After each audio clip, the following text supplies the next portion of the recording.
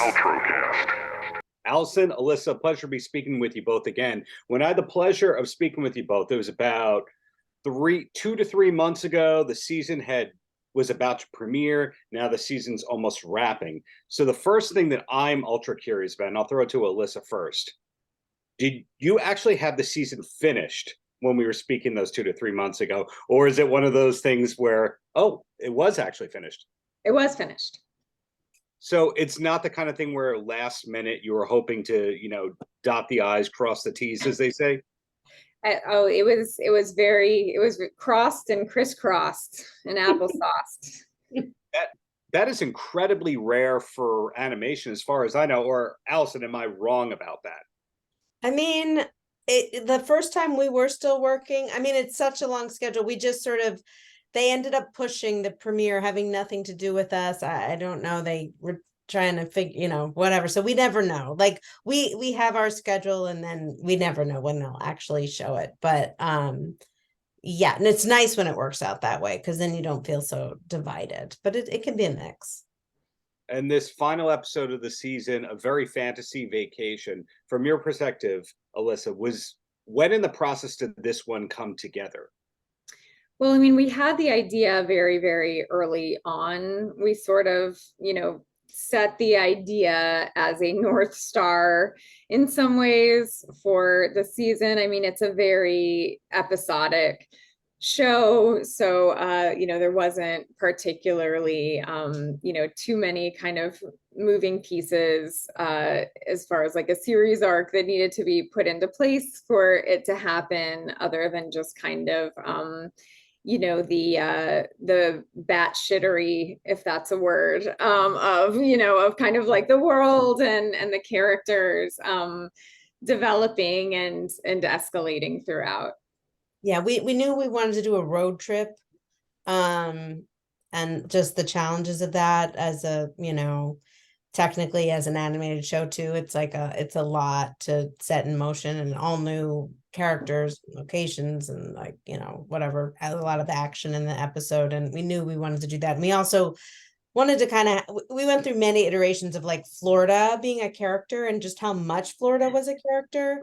Mm-hmm. We actually had an idea at the beginning that we didn't do, that like all the states were on a text chain and we're like trying to get Florida to get off of it. But it sort of stemmed from this idea of getting rid of Florida, or Florida getting rid of itself, or something like that ended up being the episode that it is. But yeah, that was always how would the US dump Florida? Just as a kind of relationship that, would it ghost Florida? Would it, it's not right. You, it's me, Florida.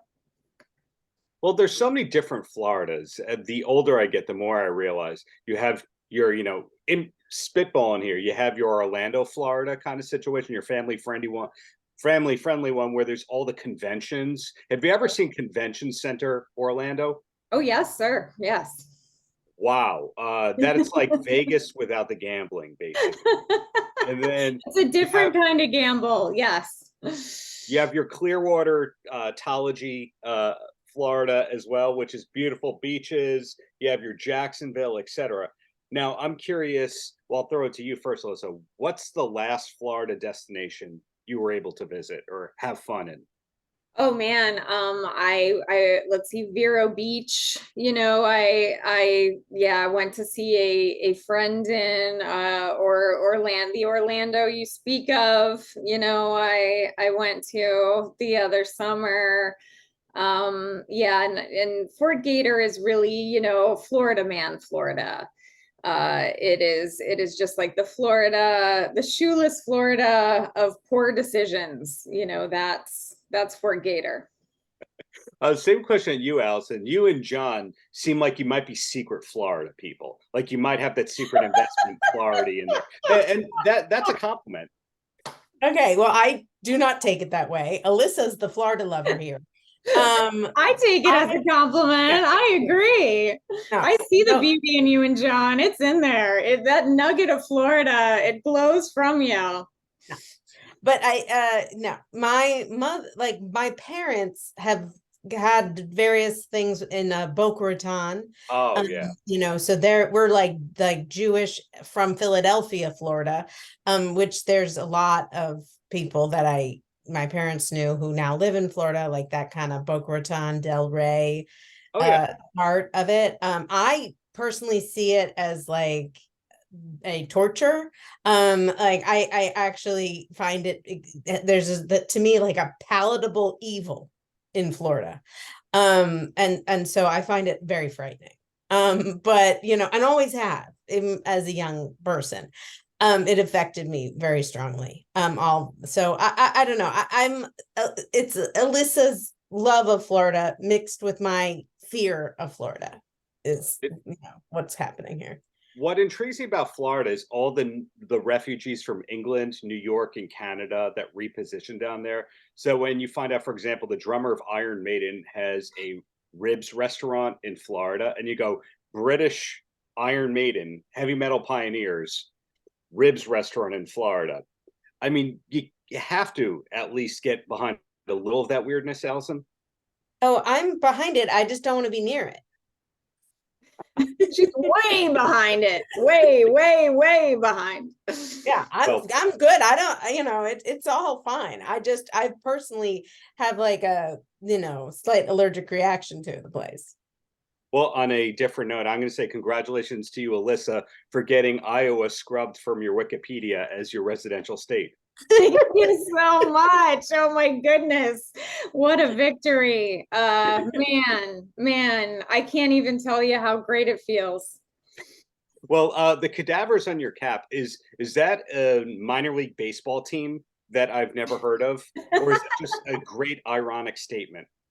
No, it is from episode this season where Uncle Pete decides to coach a little league baseball team, and the funeral home Tender Ending sponsors it, and they're the cadavers. Well, where I was trying to go to that was to feed you the corporate synergy where you go, and if you go to adultswim.com, you could own one of these fine pieces of swag, but you didn't do that. You can actually win it off of our Instagram. If you go to the Teenage Euthanasia Instagram, we have weekly giveaways where you too can win a cadavers baseball cap. Yeah, there is like, I think on Amazon there is some you can buy some cadavers Teenage Euthanasia stuff, but this hat was the wrap gift for everyone who worked on the show, so it is currently actually unavailable for sale, but maybe soon. People do seem to love it. The people who own it like wear it all the time. It's kind of a I enjoy the looks like you get in Home Depot, you know, just kind of like the double takes. It's kind of great. Well, my last question for both of you, I don't know if this is going to get a 5-second response or a thing, you know, the kind of thing where we go, we're not allowed to talk about that, or this is no, I can talk about it. Are we allowed to know what either or both of you are working on next? Hopefully season 3 of Teenage Euthanasia. Yeah, we are actively working to secure a season 3 of Teenage Euthanasia is the, you know, the thing we are actively working on, but we have a lot of other ideas too. You never know. I've asked that question in some interviews and they go, Darren, you have to edit that out because we're not allowed to pretend like we're even working on anything. So it's great to see that you can both still be creative and working on an excellent show's season 3. Thank you. Okay, well, that's my time. And really, thanks to you both for doing what you do, for putting out dark humor into the world and not being afraid to cower to Floridians. Thank you so much. Florida forever. Paltrocast.